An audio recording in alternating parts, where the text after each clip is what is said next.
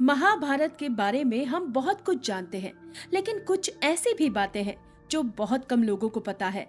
ऐसी ही एक घटना जिसके बारे में हमें पता नहीं है, वो है सूर्यपुत्र कर्ण और महाबली बर्बरीक के बीच घटित हुआ भयंकर युद्ध।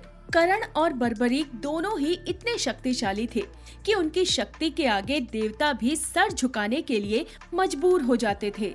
सूर्यपुत्र कर्ण के कवच कुंडल को किसी भी अस्त्र से भेदा नहीं जा सकता था, इसीलिए कवच कुंडल के साथ कर्ण को युद्ध में परास्त करना असंभव था।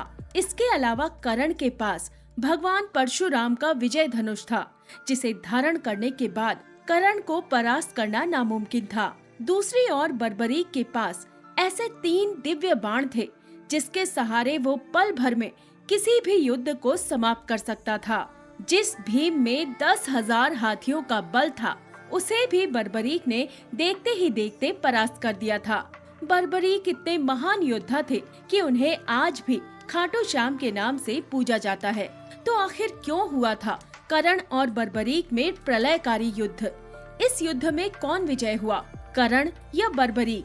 आज के इस वीडियो में हम इसी के बारे में जानेंगे।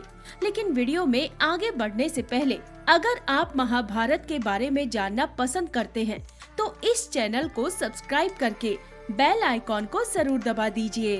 तो ये बात है उस वक्त की जब पांडव अज्ञातवास में थे।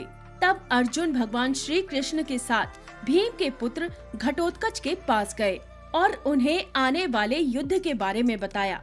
जब घटोत्कच को वो युद्ध की सूचना देने जा रहे थे, तब उनके पीछे कौरवों का गुप्तचर लगा हुआ था।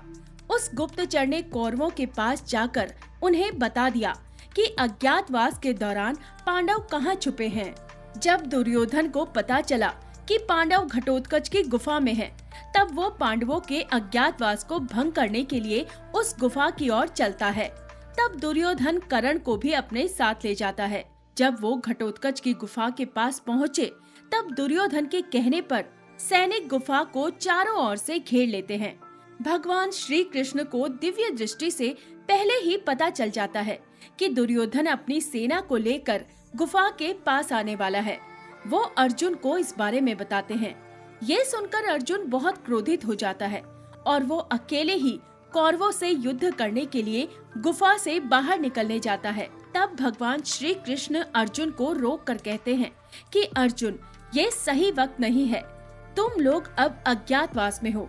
अगर तुम गुफा से बाहर जाओगे तो तुम्हें फिर से 12 वर्ष का वनवास भोगना पड़ेगा, इसलिए तुम गुफा के बाहर मत जाओ। दोस्तों, घटोत्कच के पुत्र बर्बरीक तब उसी गुफा में थे।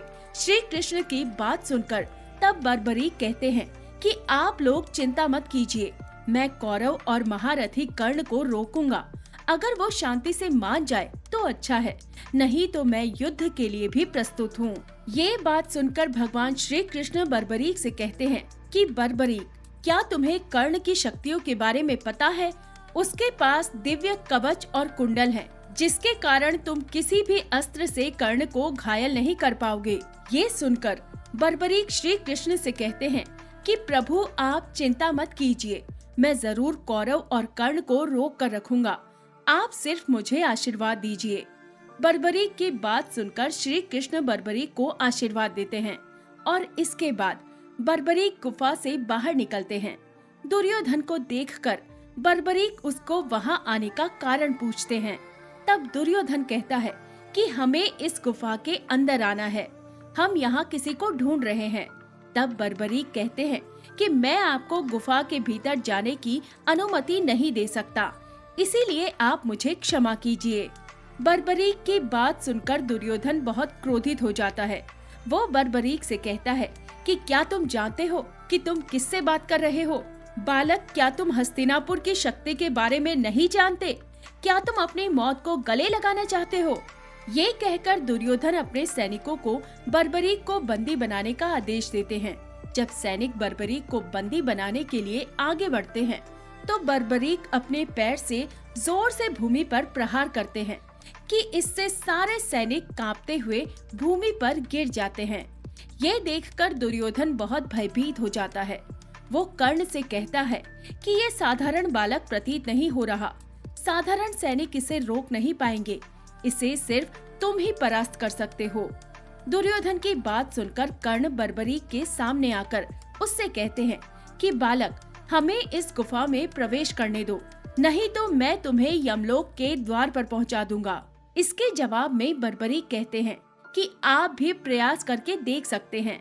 ये सुनकर महारथी कर्ण क्रोधित होकर अपने रथ से नीचे उतरते हैं।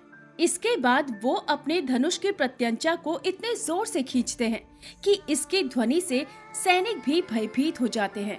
इसके बाद वो बर्बरीक की तरफ अस्त्र को छोड़ देते हैं। इस अस्त्र के प्रयोग से वो तूफान आ जाता है, जिसके कारण वहाँ खड़े सैनिक भी लड़खड़ाकर भूमि पर गिरने लगते हैं। लेकिन ये तूफान बर्बरीक को हिला भी नहीं पाया। इसके बाद बर्बरीक दुर्योधन की ओर एक ऐसा अस्त्र छोड़ते हैं जिससे दुर्योधन का रथ जलकर भस्म हो जाता है। लेकिन दुर्योधन किसी तरह रथ के नीचे कूदकर अपनी जान बचा लेते हैं। ये देखकर बर्बरीक जोर जोर से हंसने लगता है। बर्बरीक को हंसते देख दुर्योधन बहुत क्रोधित हो जाता है। वो कर्ण से कहता है कि मित्र, देखो ये बालक कैसे हमारा अपमान कर रहा है। इस मायावी बालक को तुम मौत के घाट उतार दो। तब कर्ण बर्बरीक की तरफ सैकड़ों तीर छोड़ता है, लेकिन बर्बरीक एक एक करके सभी तीरों को नष्ट कर देते हैं। बर्बरीक अग्नि शस्त्र को कर्ण पर चला देते हैं, लेकिन कर्ण वरुण अस्त्र छोड़कर इस अग्नि शस्त्र को शांत कर देते हैं। इस तरह बहुत देर तक दोनों में भयानक युद्ध होता है। इस दौरान दोनों ही एक दूसरे पर एक से बढ़कर एक भयंकर दिव्यास्त्र चला रहे थे और एक दूसरे के अस्त्र को नष्ट करते जा रहे थे। इसके बाद बर्बरीक दुर्योधन की ओर बाण चलाने लगता है, लेकिन कर्ण उन बाणों को नष्ट करके दुर्योधन के प्राण बचा लेता है। तब बर्बरीक कर्ण से कहते हैं कि कर्ण, अब आप इस अस्त्र को रोक कर दिखाओ। इस बाण को किसी भी अस्त्र से रोका नहीं जा सकता। ये कहकर बर्बरीक दुर्योधन पर अपना दिव्य बाण छोड़ देते हैं। तब कर्ण भी अपने दिव्यास्त्र से उस दिव्य बाण को रोकने की कोशिश करते हैं, लेकिन वो इसे रोक नहीं पाते और वो बाण दुर्योधन की ओर बढ़ने लगता है। तब दुर्योधन को बचाने के लिए कर्ण दुर्योधन के सामने आकर खड़े हो जाते हैं। वो दिव्यास्त्र दिव्य कवच और कुंडल से टकराकर नष्ट हो जाता है। ये देखकर बर्बरीक आश्चर्यचकित हो जाते हैं।